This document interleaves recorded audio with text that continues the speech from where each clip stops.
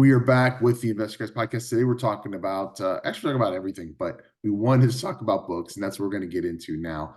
A couple of different recommendations, and Bill and I have had these talks before because we have people ask us all the time, what books do you recommend? What books should I look? What books should I be reading? And I know we're on the same page, to use a pun, with these books that we're going to recommend. And I'm going to start by just Think and Grow Rich is one that I've heard Bill talk about a lot, and also one that I recommend as well. Bill, why do you recommend this book? So when you look back on, we get so wrapped up in our thought process. And one of my favorite writers is Tony Robbins, and one of the reasons I love Tony so much is the power of the mind and understanding your brain and how it's wired. Well, Napoleon Hill was probably the first guy outside of the Bible to really attack that and let us know, hey, if you want to know if you can do something or not, has anybody else done it? And so he took, and I want to say it's like 129 or something people that he interviewed that were all at the time were the richest people in the world. And he basically just asked them, what did you do to become so successful?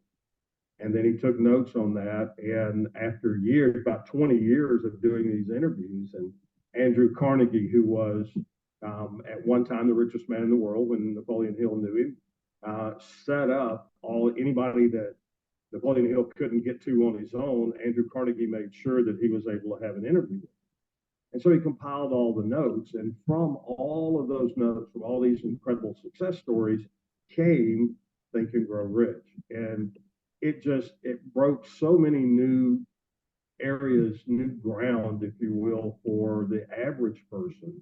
The mastermind concept.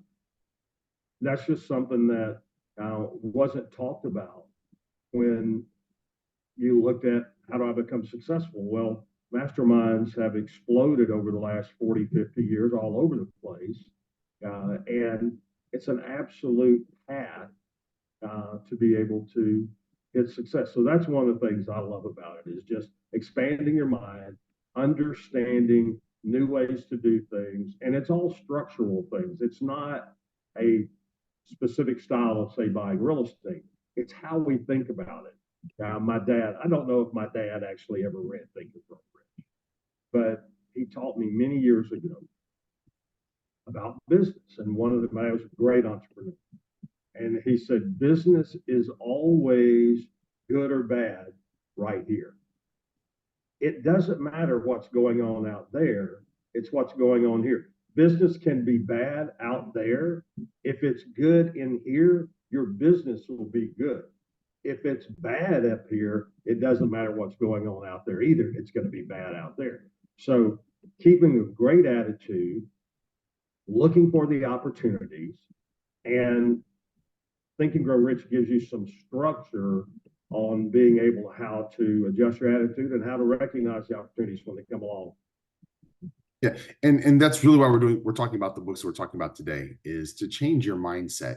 And that is what Think and Grow Rich is about, is changing your mindset. Don't fall into that education, the education that we got, which is sadly not an education, which is be a worker bee and do what you're told to do. Go trade hours for dollars. If you're trading hours for dollars, you're never going to get ahead. And Think and Grow Rich wraps around that and encompasses that, and basically points out and shows you how you have to be in control of your own destiny in order for you to achieve what you want to achieve, which in this particular case for that book is financial riches. Another great book that I like, that I recommend all the time, is 7 Habits of Highly Successful People by Stephen Covey. It is a blueprint for your life, not just for real estate investing, but for whatever you want to do, whether it's career, whether it's education, whether it's what you want for your children. 7 Habits of Highly Successful People by Stephen S. Covey, worth looking at. Absolutely, again, to put you in the right mindset. Start implementing the things that you're reading in these books in Think and Grow Rich, in 7 Habits of Highly Successful People. The other one I would say that without a doubt, a classic also, George S. Clason, The Richest Man in Babylon. Absolutely. Richest Man in Babylon literally provides you a blueprint for your financial success in business, for your financial success in your personal life, for your financial security. And these are books that were written decades ago that are still as appropriate, maybe even more appropriate now than when they were written. All these many years ago. I believe Richest Man in Babylon was written in the early 1900s. Think and Grow Rich was written in the early 1900s. These are classics that you can pick up at your library, that you can get on CD or tape, listen to them in your car. I know cars don't have tape players and CD players anymore, but you can put it onto a jump drive and listen to it. I go to the library and I will get a lot of these things on CD because they were available on CD at one point, and the library still has them. I have a computer where I can burn it from a CD onto a jump drive, and I can plug that jump drive into my car, and I can listen to it in the car. I can listen to it on the phone. I can listen to it wherever. What are some of your recommendations, Bill? So we'll do one more. I want to make a comment on that, and then we'll jump into another recommendation. But I love going to like half price books and just picking up. So right now I've got 6 or 7 copies of Think and Grow Rich, and probably 3 of Richest Man in Babylon. Because when I meet people that I like, I'll give it to them. I'll just say, hey, this is a book that if you haven't, and it's shocking how many people haven't read them.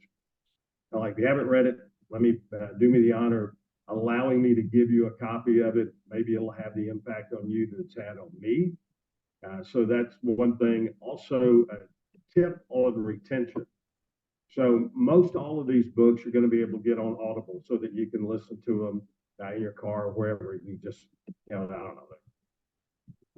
I don't even know what they cost. I have a monthly deal with Audible, and I pick up 3 or 4 books a month. And so, and it's like $16 for $3 or $2 or whatever. But I pick up these books on Audible, and then I will listen to them typically at 1 1/3 to 1 1/2 speed, which means they're sped up.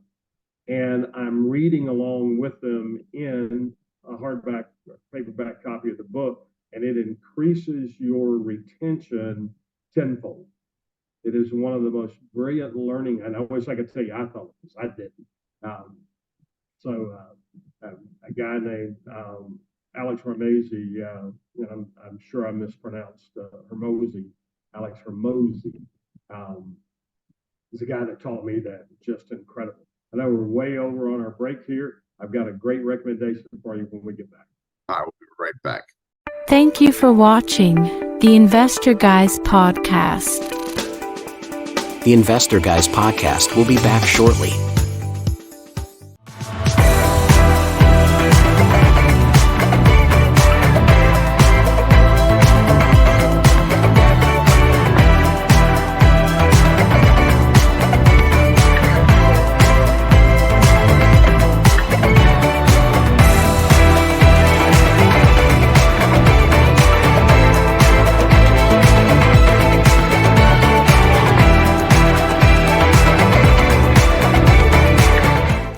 Absolution X, limited editions, lifestyle apparel like none other. Get yours today at absolutionx.com. You are watching the Investor Guys podcast. The Investor Guys podcast will be back shortly. We are back, and what Bill is talking about as far as being able to retain things. There's 3 different ways that we learn, and one of them is visually, which is reading. One of them is audibly, which is hearing, and the other is kinesthetic, which is feeling and experiencing. One of the greatest ways for adults to learn, this is a 70% or greater effectiveness, is to have a discussion about it. So what I actually like to do is share these things with my wife. we'll talk about it. I'll say, did you read this? Did you read that? And then we'll have a conversation about it, because then it actually sinks in even greater. The other thing I will do is I will listen to that audio tape or CD, or I'm dating myself here, or jump drive. I will listen to it over and over and over and over again. So I literally know what he is going to say next. And it is committed into my subconscious memory, because I've just heard it over and over and over and over again. And the more times you listen to it, you're not going to pick up necessarily new things, but you're going to understand, because you're putting these things into practice, and you're going to be like, you know what? I totally get this, or I can see how this could apply to something else that maybe you didn't think of when you first heard it the first time, the 10th time, the 11th time. But as you go through putting these things into practice, you're going to say, you know what? It worked exactly like that. Or it worked kind of like that, but I figured out how to make it work better. But I will go back and I will revisit these things every couple of years. I will listen to it again, and it's still in my memory. I'll still know what the next words, what the next topic is, and it will just embed into my brain. And like I said, we'll have conversations about it with my wife, with other students, with other clients, with friends who've read the book, and it just makes it sink in. And you get to share those aha moments as well with the person you're having the conversation with, and they are able to put a different light, a different spin on their interpretation of it. But that is going to help you retain it a lot. Share this information. Don't keep it to yourself. Go out. If you don't have someone to talk to at home, go to a real estate meeting and talk about these books. I guarantee you somebody at the meeting has read those books and they like them, and they're happy to chat about them as well. All right. Recommendations, Bill.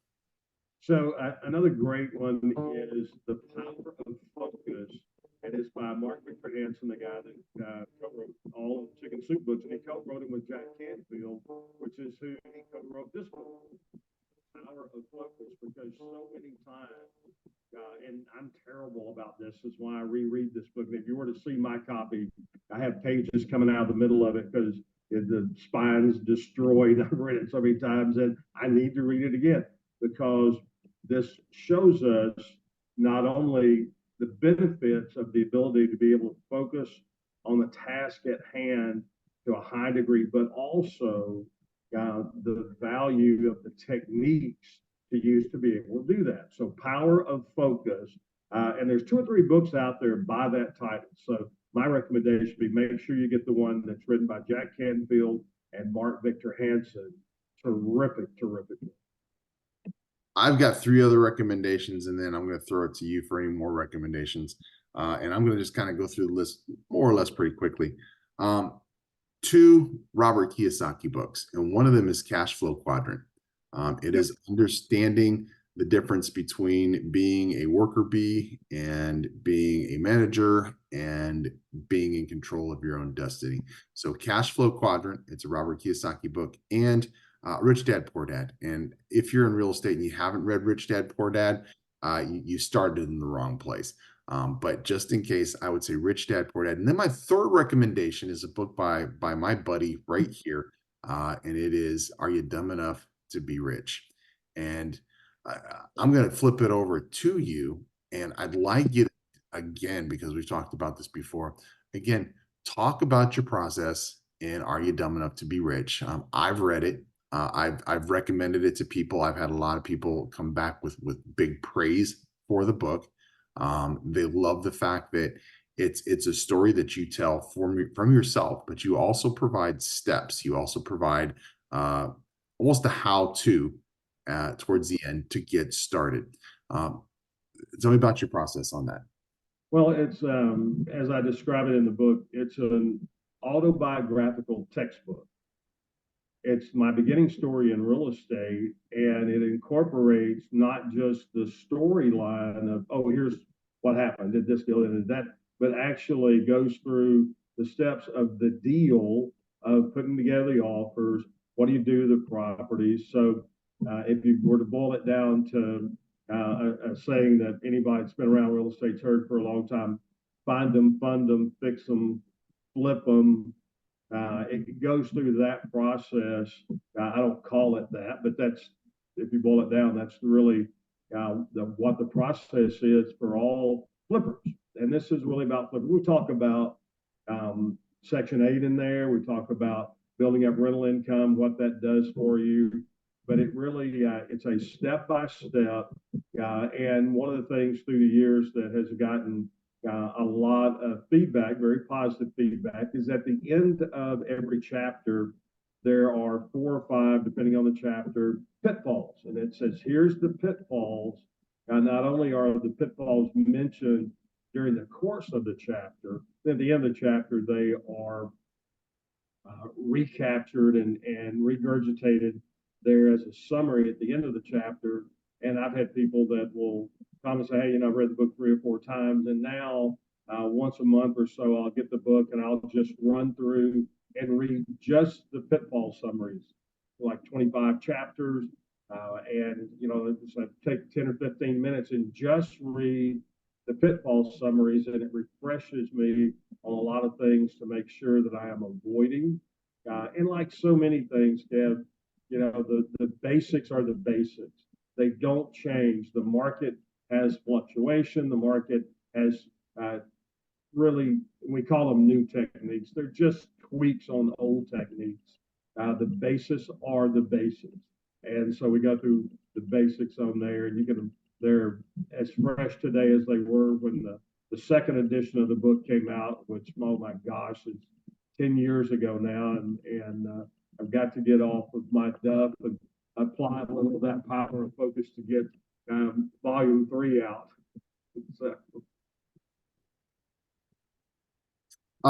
So the reason we're giving these recommendations is not because they're textbooks on how to invest. Okay. Whether you are thinking about being an investor, whether you're just starting as an investor, or whether you're already a successful investor, these are books that are going to help you get into the right mindset. These are books that are going to put you in the right place to start reading these other books that are textbook examples of, this is step 1, this is step 2, this is step 3, this is what you need to do, this is how the numbers work, this is how the numbers don't work, yada, yada, yada. All the technical things that you need to know as a real estate investor also. These books are going to put you in the right mindset. They're basically going to open up your brain and provide a fertile field for that other information to take root and make more sense and be more fruitful, grow stronger, grow bigger, help you be more profitable, and help you be a better real estate investor. I strongly suggest, after you watch this show, go to your local library and check these books out for free. Go to Amazon and buy copies of the ones that you want. Go to Barnes and Nobles and check and see if they've got those books. If you want to own copies of your own, go to your own discount bookseller. Everybody has them in every single town across America. Find out what they have on the shelves. Walk in and ask them. They will know exactly where they are and point them to you. Even if it's 14, 15 bucks. Yeah, it's absolutely worth it. It's an investment in yourself. It's an investment in your mind. It's an investment in your future. And like I said, these are books that provide sound advice, not just for real estate investing, but for your life as a whole in general. Getting along with your boss, getting along with other people, getting along with your spouse, understanding the difference between working for $1 and having that dollar work for you. There you go, sir. We are up on the end of the show, but thank you for joining us, and we will see you next time here on the Investor Guys podcast. Bill, as always, it was great to see you.